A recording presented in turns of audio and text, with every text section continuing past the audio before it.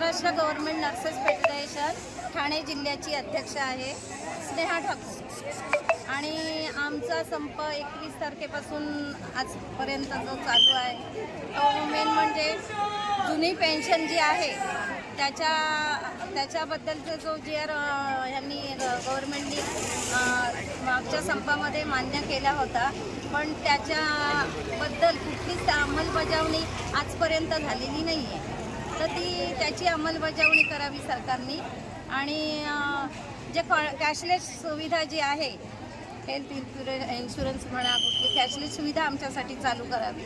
आणि दुसरी गोष्ट म्हणजे हे कॉन्ट्रॅक्ट बेसिसवर जे कामगार आज 10 वर्ष काम करत आहेत त्यांना कायमस्वरूपी नियुक्ती देणं हे चौथा मागणी आहे आमची.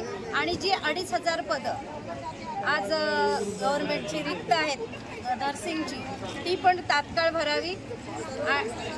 सर्व म्हणजे पूर्ण शासकीय पदांची भरती करावी गव्हर्नमेंटने, अशी आम्हाला मागणी आहे. आणि कमतरता असल्यामुळे आमच्यात असंतोष निर्माण झालेला आहे की आमच्यावर कामाचा बोजा पडला त्यामुळे.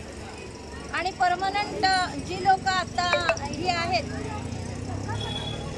त्यांना परमनंट करा, जे कायमस्वरूपी काम करतात कॉन्ट्रॅक्टमध्ये त्यांना कायम करा.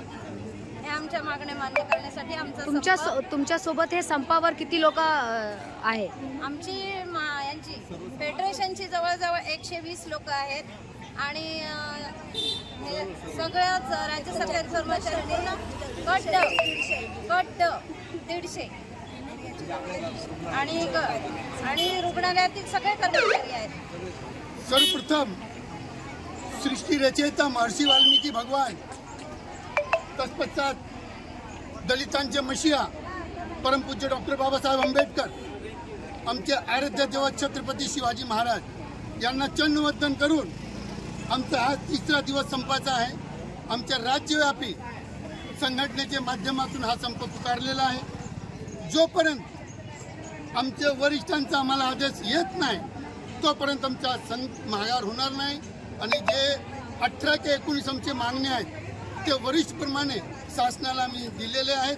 आणि जे स्थानिक आमचे मागणे आहेत आमचे मॅडम, आमचे तमाम कार्यकर्त्यांनी आपल्याला सांगितलं, जोपर्यंत आमच्यावरून आदेश येत नाही तोपर्यंत आमचे कर्मचारी सगळे वर्ग 4 कर्मचारी, क्लास 3, क्लास 4 आमचे अधिकारी सुद्धा आमच्या बरोबर आहेत, याची आम्हाला पूर्णपणे खात्री आहे.